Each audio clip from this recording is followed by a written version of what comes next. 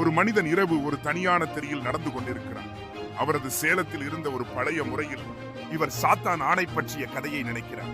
இவர் அந்த பழைய கோவிலின் வாசலில் நிற்கும் போது அங்கு உள்ள உடைந்த வடிவமைப்புகள் சந்திர வெளியில் உயிருடன் கொண்டது போல தோன்றுகிறது.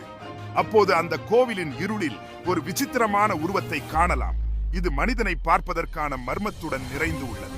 இந்த மனிதன் ஒரு படிக்காரத்தை நோக்கி முன்னேறும் போது அவர் தன்னுடைய பயத்தை எடுத்துக்கொள்ள மனதிற்கு உறுதியாக இருக்கிறார்.